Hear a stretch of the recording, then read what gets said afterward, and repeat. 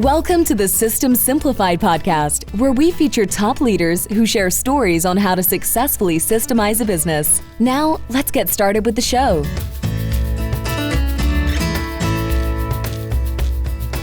Hello, Adweek Klevit here with the System Simplified podcast, where we interview top entrepreneurs, founders, and thought leaders about systematizing a business. And this podcast is being brought to you by Business Success Consulting Group. At Business Success Consulting Group, we create custom processes and tailor-made business systems so businesses can thrive and grow. And today's guest is David Brier. Hi, David. Hey, Adi. Good to meet you. Or not even meet you, but good to see you again. Yes, good to see you too. And I am so excited that you're today's guest because, first of all, I have to explain to listeners who you are if they, for some reason, do not know you. So David is a branding expert, but that is an understatement because David is, you're the recipient of over 320 industry awards, international industry awards. And you also received the Presidential Ambassador for Global Entrepreneurship medallion, which I'm going to ask you all about it because I need to know all about it and I want our listeners to know all about it. Okay. But you're native New Yorkers, which I'm sure our listeners can hear from. How you doing? I'm doing great.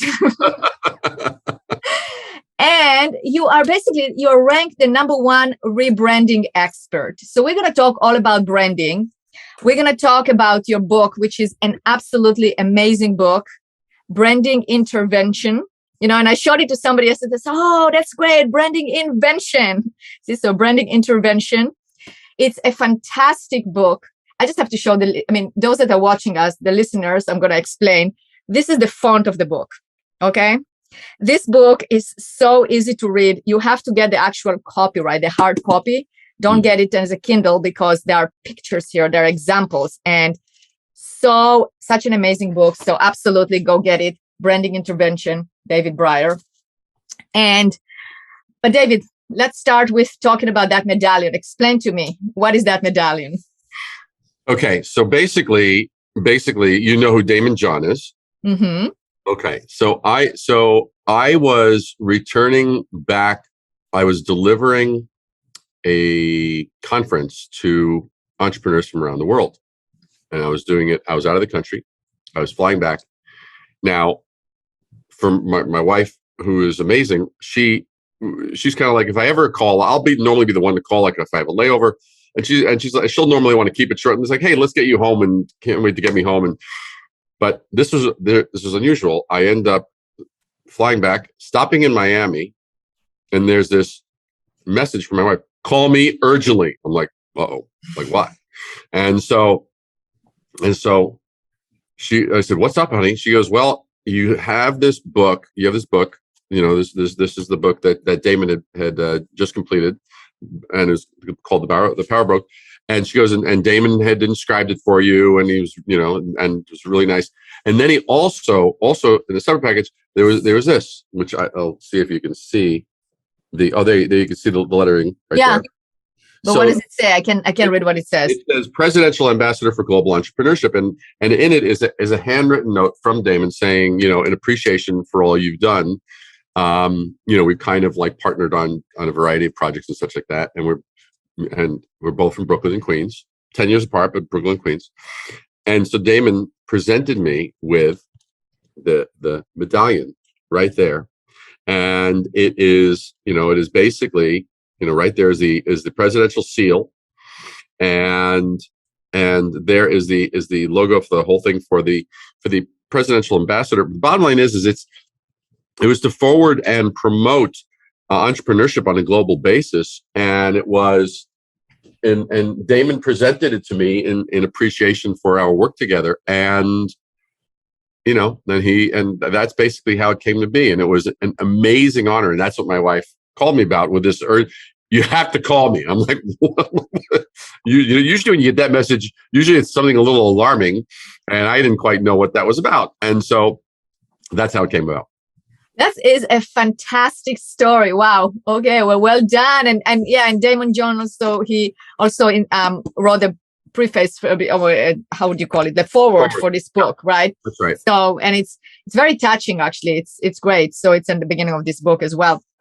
So David, this is the System Simplified podcast. We love to talk about systems, right?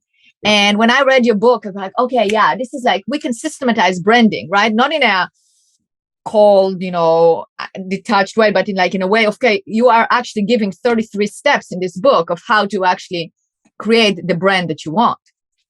And so we're going to dive into it. But before that, I actually remembered, I want to give a big shout out to Jeremy Slate, who introduced us.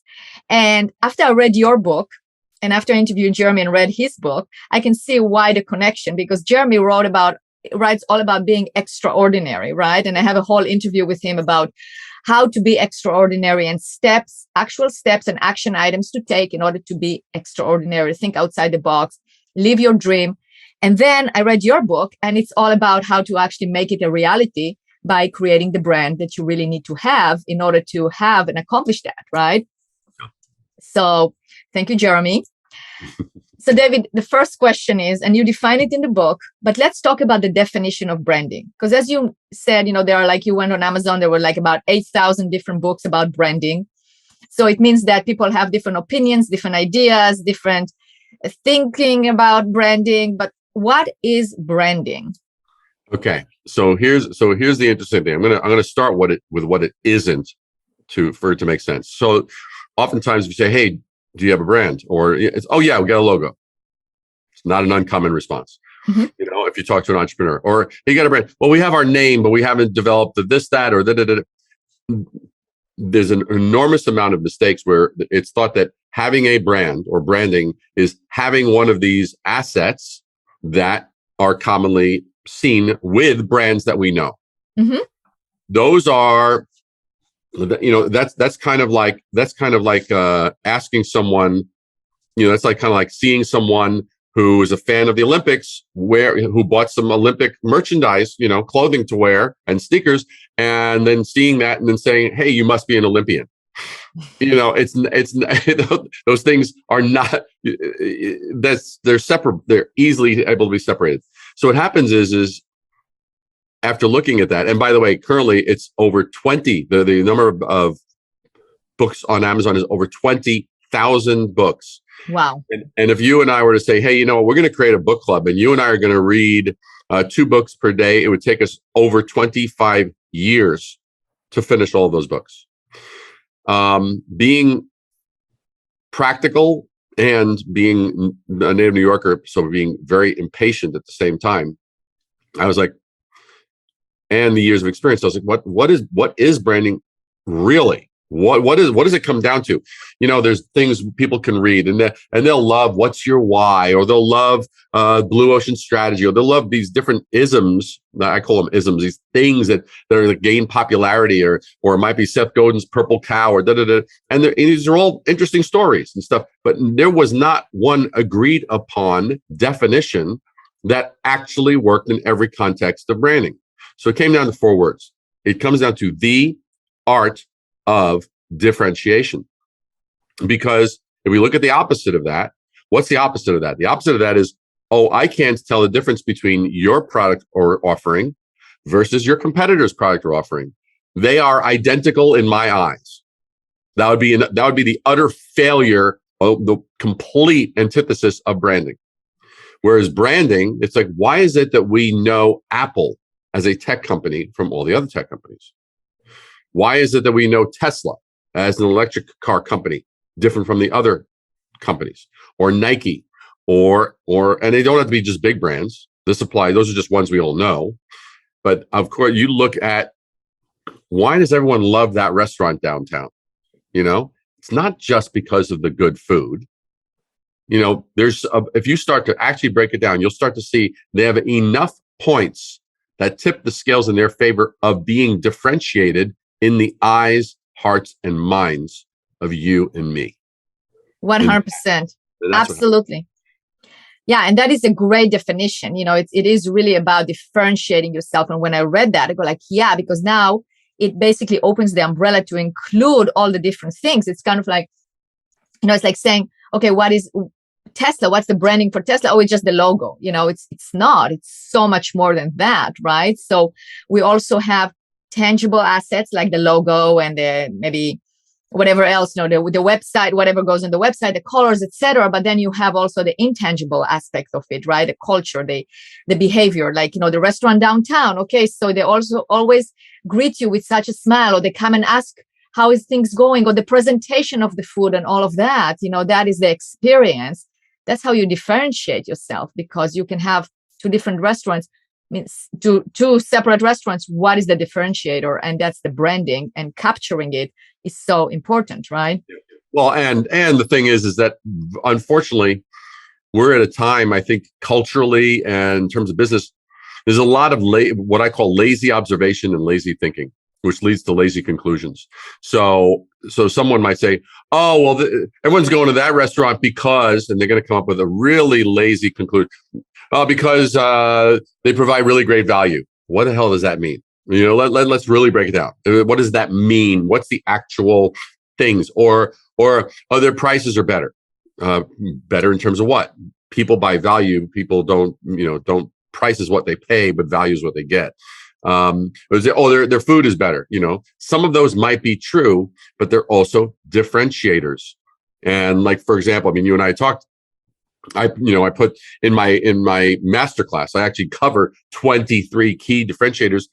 Very few people even know. Most companies are using about 3 or 4 of them. And so there's actually 23. And it's just rather remarkable what starts to happen when you start to go, wait a second, we could do this here and we could do that there. And I even helped one entrepreneur in the real estate space who actually done the masterclass. She had applied one of those, just one of those, and closed a $10 million deal. And she texted me immediately. And it's wonderful because it's kind of like having children who've left the house and all of a sudden they say, hey, I just fell in love, or I just got a raise, or I just, some wonderful milestone. And so it's great. It's like, hey, we just closed the biggest deal in the history of the company. That's awesome. What was it? How much? What? $10 million. That changed their business a lot. Amazing. So let's give us some examples, or give the listeners some examples of points that are a differentiator for the brand that they might not be thinking with. Tactile. I'll give you that as an example. So obviously there are like, for example, tactile is a key part of certain printed products. One of the places where it shows up is, let's say, you take Apple's boxes when you buy it, when you get one of their products and you bring it home, and you take it comes off perfectly. Mm-hmm. It is so perfectly engineered, and it has the little plastic top thing with a little tongue. You lift it. It's kind of, I always feel like Indiana Jones in one of his adventures, discovering some treasure that had been lost for centuries, because, and it also eliminates buyer's remorse, Yes. And so, that's just one example, and then there are other examples. It's like, what are the various senses? And at the same time, there's things like, what's the emotional vibe of that particular brand? Is it a rebellious brand? Like, there's no confusion. No one has a confusion about what Harley Davidson, the vibe and the feel and the energy and the lifestyle, all these things that go in with the Harley Davidson brand. And you go and you're like, man, it's like the wide open road and just the air going through your hair, just like, and you're out there and just like, you own the terrain, and it's the feel, it's the touch, it's the personality. These are just a few little mini examples. And then also a matter of the design is certainly one of those. Color, the choice of how you represent yourself. So many people, I remember seeing this because again, I've been doing this for 42 years. So I started my career before there was the internet. I started my career before there were computers, before there was email, texting. You couldn't Google something if you wanted to find something or do some homework. No, you actually had to get out off your duff and, go to the library or go someplace. And I remember when the internet came around, and all of a sudden people could get stock photography, quote unquote, for those that are just listening, big air quotes, big air quotes, stock photography. Well, the problem was that this changed. All of a sudden, who was specifying the stock photography? Who was choosing it? And then all of a sudden people were just saying, oh, I like the way that person looks. And you would get someone who is now in charge of communications, or the editor, or in charge of or been promoted to promotion and marketing because they knew how to operate a computer. So wonderful. There's a wonderful example of how to fail in differentiating. No, someone having a computer is not the same as someone who actually has design skill or who has editorial skill, etc. Well, what ends up happening is everyone starts picking because it's available, and they pick the same smiling faces. There was a period of about 15 years where there was more marketing and more advertising that looked more similar because of this little cultural shift and this little technological shift. And so as a result, you and I are looking and we're going, why is that person smiling at this thing called a mobile phone? I've never smiled at a mobile phone. Why are they smiling at a mobile phone? What the hell's going on here? Why is this person smiling, opening up their refrigerator or an appliance in their home, or their washing machine, smiling happily? David, you don't do it every time you do laundry. You don't like go and. No, I am not. I am not a radiant, glowing. This is the most euphoric moment I have had today. This is bliss. This is joy. I am bonding with this appliance right now. No, that does not happen. You know what? It doesn't happen to me either. So. But that's such a good point. It's a point of you don't create the actual reality, what is happening, right? So then it's a communication point because, when you do laundry, you go like, well, something is wrong with me because I am not like with, like glowing, because of all this. I mean, it's great that you have nice, clean laundry, right? I mean, it is like, I guess the opposite, if you want to differentiate, if you actually, the washing machine wouldn't work, then it would be a totally different face. But it has to be more like, you have to relate to it, right? Oh, yeah, I want to feel that way, but not like that, but like, okay, yeah, I feel good when I see the clean clothes, right? So, even to that point, I mean, just because you're asking about examples of differentiation, even to that point. So when I was growing up, what were the popular sneakers? It was Converse, it was Puma, it was Adidas, and Keds. Those were the big brands.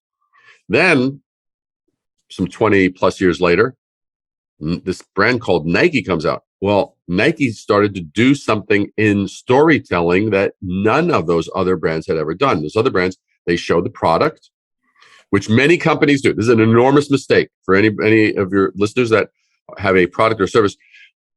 It isn't about your product or service. Nobody gives a damn about your product or your service. What they care about is the values that it connects with, that it helps close the gap between something that they're aspiring toward and where they are.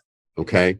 But yet many companies will say, let us tell you about us, blah, blah, blah, blah. And they start listing it. Well, what Keds and Puma and Adidas and Converse done is they show the shoe. The shoe was the star. Well, Nike changed that and they made it about these incredible feats of performance. Where it first started to really show was Michael Jordan, like how he would just like be in the air, just almost like seeming to float. And so, but then they started to tell more and more and more and more stories. But it was always about what? You and me. Right, they changed the narrative. They reframed what they were talking about. And just that shift alone was a key part of Nike's differentiation in the space. Totally. And, it also applies to selling. It applies to networking. It applies to anything. Like when you go and you explain about, well, this is what I can do for you. I can do this, this, and this. You don't care. But if I talk about you and, okay, this is what you want to achieve. You want to achieve such, oh, yeah, we can do this. This is how your life will look after we finished working with you. Oh, I want that. I mean, that's like the natural gravitate. That's what we gravitate towards. So for sure. That's right. So David, now we defined branding. And I know in the book, you have like the steps of like how to actually achieve that brand. And a lot of it has to do with mindset. It's like the thinking, how you're looking at things. It's specific things that people can read the book and apply. You also have a masterclass where you actually walk people through those principles. So at the end, again, it's the end. It's not what you do. We can talk. We're not going to talk for half an hour what you do, but at the end result is that they're going to have their brand, right? The brand that is different, that is unique. But I do want to touch on the system, because that is what we do is we basically create systems, right? A system that works, that people can repeat and create results. Yeah. So let's talk about the steps that you take somebody in order to create that brand, which basically parallel your masterclass. So if people want to join the masterclass, they know what to expect, or just understand the process of how do you actually get to that brand that differentiates you, like this brand that you need. Yeah. Well, the first thing is I am a firm believer in that if people don't know why they're doing what they're doing, they're just going to be a puppet. So I refuse what I saw in terms of available programs. There's a lot of templates, a lot of just follow this, just fill in but it's like color by number. Well, first of all, the interesting thing about that is, first of all, that keeps me still very stupid. Okay. I don't have to understand anything. I just have to follow, which is, I think that's a terrible place to be. And I think it's also an incredible invalidation of entrepreneurs. It's like entrepreneurs aren't dumb, and the smarter and more informed they are, the better they can navigate and correct and adapt. So that's the first thing, is like really getting it so that people really, really understand, why are you differentiating, and understanding the rationale behind it. Now I arm them with tools. Here are all the various tools, and they become little checkpoints. You go, like, if something isn't hitting, isn't resonating, isn't achieving its thing, it's like, okay, why is that? What's the thing that went into that? Okay, here's where it was good up to this point, and then after that, it went south. Right. So you can actually self-correct with that knowledge and insight. That's the one thing. The other thing is then knowing that it's not so many companies will start their conversation. Let me tell you about me. Well, one thing I tell whether they're a client who's actually commissioned me to handle their branding for them, or they're doing the masterclass, I say, look, here's the deal. Your conversation, or the road to your actual customer's front door, it starts at their front door. It doesn't start at your front door. Yet almost every company is starting the conversation at their front door. Let me tell you about us. Nobody gives a damn about you yet. Okay? But they do give a damn about the things that are staring them in the face, the problems, the challenges, the aspirations. And that's the other thing that I really go over, the fact that problems and aspirations and objectives in my world are synonymous. No one is going to have, a dead person doesn't have a problem, right? They don't care. It's done. So the thing is how can someone have a problem? Well, they recognize there's someplace further they can be. Right. So they're in recognition of that gap, they realize, you know what? I want that. I want to close it. I want that. And I want that as my next milestone of achievement. And then what's the next one? I want that. Well, that's why, to me, aspirations, objectives, challenges, and problems really are synonymous. If you don't have a problem, then you better get one, is what I basically go over with anybody that I work with, because you should be having freaking problems. And that means that you're still hustling and you have some place to go to. Otherwise, you're complacent. And complacency is a death sentence for any company, any entrepreneur, any person that creates anything of any sort. 100%. Absolutely. And then basically what happens is you start, now you have to look at the macrocosm. What is the sea of noise that one is going into? One can't blindly go, what we've done will change the world. Have you looked at what's out there? No, we haven't. You see how that would be a problem? Absolutely. Yeah. But yet the majority of companies will fail to say, okay, what is that noise? Because you know what that noise is? If you know how to analyze it, you can actually recognize it. Those are the commonalities. Those are the cliches. Those are the things that if you do your version of those, you will fail to differentiate. So you need to like assess that in order to take inventory and then go, okay, where is our opportunity to actually differentiate? And all I can tell you is it's always there. Sometimes it takes some real digging, but it always, always, always yields a reward. And from then you can then get into what's your brand story, what's your brand narrative, what's your messaging, how are you distinct, and then also implement and utilize design to amplify that even further. But if you don't have that anchor, if you haven't done that inventory and found that true, real differentiator. And when I say a differentiator, I am not talking about, oh, he's just talking about spin. For those that are listening to this, I'm looking right in the camera and I'm telling you, I am not talking about spin. It's not about spin. It is about, I said it earlier, there's a lot of lazy looking. There's a lot of lazy conclusions. It takes persistence. And sometimes it happens quickly. Sometimes it doesn't happen quickly. But it's after doing it for 42 years, I can just tell you, against all odds, it's always there. You just need to know where to look and how to look, and you need to be stubborn. 100%. Yeah, no, that's, as I was listening to you, I was also thinking, the art of differentiation, right? It's also, you have to make sure, in order to actually do the branding correctly, you have to lay aside all the other ideas that you have about branding, because we're all coming with those ideas, right? We heard it from experts. We read it in some of the 20,000 number of books, right? And in a book, somebody told us, we hired somebody in the past, but you really have to look if like that sequence was done. And I like, you start with a why. I do the same thing when we meet with clients. It's like, we don't just go into process documentation. Why do you want to document?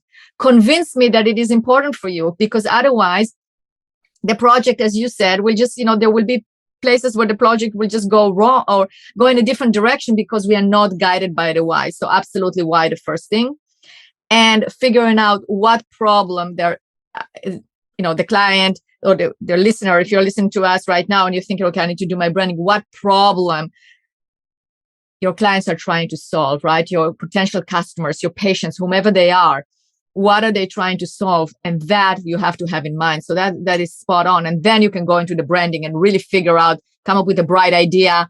How do you differentiate yourself? How are you different? And then go into the other, basically the tactic in order to execute that strategy. So I think that's brilliant.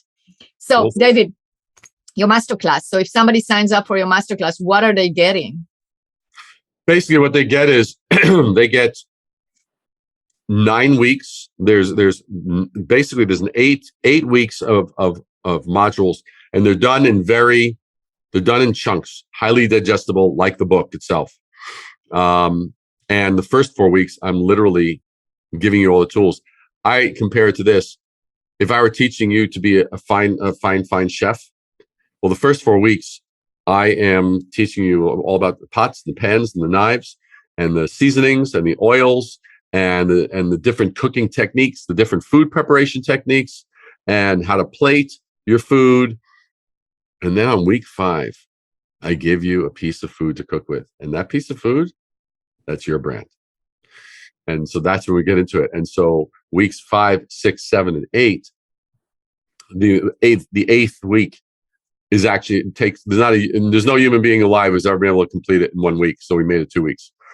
Because there's so much. People were like, people sell this as an entire course. I said, I know that, but this is what you need to know to bring it all together. But basically, the weeks 5, 6, 7, and 8, I go over the exact sequence I've just outlined, and 8, I go over how to crush it on podcasts, what are true social media metrics, how do you get really amazing testimonials rather than, hey, you know what? They're amazing, I'd recommend them to anyone, which is meaningless. That doesn't mean anything. And so, but they get that. But that's the masterclass program. There's the parallel, which is I now mentor you every Saturday for 2 weeks with the entire group. So you get me for I'm there with you live. I'm not there teaching, showing up with a whole new agenda of stuff to teach you. I'm like, okay, what questions do you have?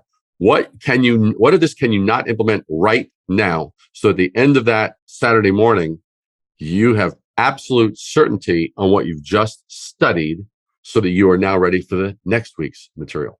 And so that's the way it works. And it's going in with there's no safety net. I have no idea what questions people are going to have. I have no idea. And it's always fascinating, but that's where I'm most comfortable.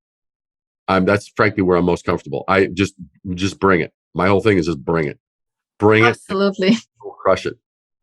For sure. So if our listeners want to find out more or get a hold of you, have questions for you, how can they contact you? Well, what I can do, of course, they can go to risingabovethenoise.com, RISING. They can go to my website there, or they can reach out to me on LinkedIn, or I can at the same time, I can also give you a link to that if you want to include that with the. Oh yeah, we'll have links in the show notes, just in case there's somebody is right now listening while they are driving and they are pulling over and they go, okay, I have to call David right now. So, so rising above the noise, exactly. I mean, that's such a great name because that's exactly what you do. And I'm also going to have a link to buy this book because you gotta buy this book, Brand Intervention, David Brier on Amazon. Amazing book. So definitely going to be a link for that as well. And I'm also going to write a blog post based on the steps that you mentioned in order to how to create a brand, because I think that's really important to actually follow through to that. Because, I would suggest to the listeners, really ask yourself, did you follow those steps when you created your brand? If the answer is no, you need to do something about it. Because, if it was, you asked me that question, did I follow those steps in order to create my brand? It's like, what steps, before we talked, right? And I looked at it and I go like, yeah, some of it was in, some of it is not. I mean, we have to acknowledge, people have different levels of success, but definitely not as a whole thing. And you have to have the entire thing. You can't start with creating the logo and creating the name and creating your messaging and all of that without actually having everything in place. So that analogy to a cook was amazing. And David, by the way, you mentioned in the beginning, like what differentiates one restaurant from another.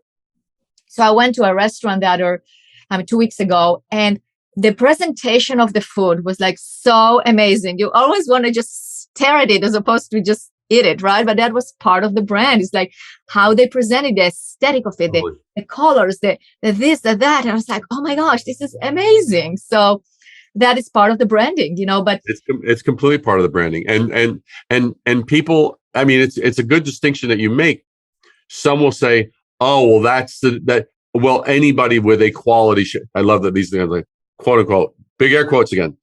Anybody who has a chef of that caliber will be able to achieve XYZ. That's a lazy conclusion. No. It's like, let's look at it. Let's step back and let's go, well, what is the bar of acceptability? The actual sort of what's the range? All right, this is what's acceptable. So what's acceptable? Well, you're going to have food. It's going to be properly prepared. Okay. It'll taste okay. Should be seasoned. Okay. And the timing, way too long. These are like acceptables, but that's a pretty low bar. There's nothing extraordinary with that. It's like, that's just what's expected. It's kind of like you walk into some place, you would expect their floors to be clean and not have just garbage or things, right? That's a low bar, right? But now, how do we go from that level of acceptability to remarkably extraordinary? And that's where the magic of branding enters in. The more you do it, the more you become relevant, the more you become unforgettable, the more you become different, because here's another little corresponding thing. Different is better than better. I love that. Everybody shoots for, hey, we're the best, we're the number one. We've been validated by this company, about all this kind of third party endorsement and validity and credentials, blah blah blah blah blah. But different will trump better every day of the week. 100%. And one thing that you just got me to realize, it's good. It's a great conversation because I was thinking about all these things. And there are brands. So let's take the restaurant as an example. I mean, they did it, that is part of their branding. But if it's not documented, if it's not consciously part of the plan of how to brand, it's a hit and miss because, there can be a new chef or a new owner or a new manager. And they say, oh, yeah, this, we don't need to invest that much money in, like, it takes too long to actually prepare the plate that way. Let's cut it. Let's cut 5 minutes of the preparation and don't do it. They're missing their brand right there. So that's why the importance of going through the process you describe, having the why, having the what are you solving, and then how you do it. What is your differentiator, and really documenting that, really understanding that. So then when there is a change, you can go back and see where the change was. So then you're not finding yourself in a place where now we basically are not doing well. We don't know why, right? There is no solution, or we don't know what happened. What did we change? What was working? What was not working? So that's why going through that process of the branding is so important. Yeah. Well, David, thank you so much for being a guest on this podcast. It was a great conversation. Absolutely. Well, thank you so much, Adi, for having me. And I, as you can tell, I love this. I love empowering entrepreneurs. I love empowering those who create and those who actually just make the world, even their zone of area, better.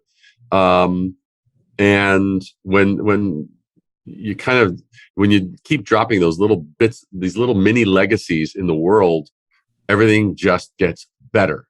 And so that's what it's about. That's what really excites me the most. Absolutely. Thank you. Thank you.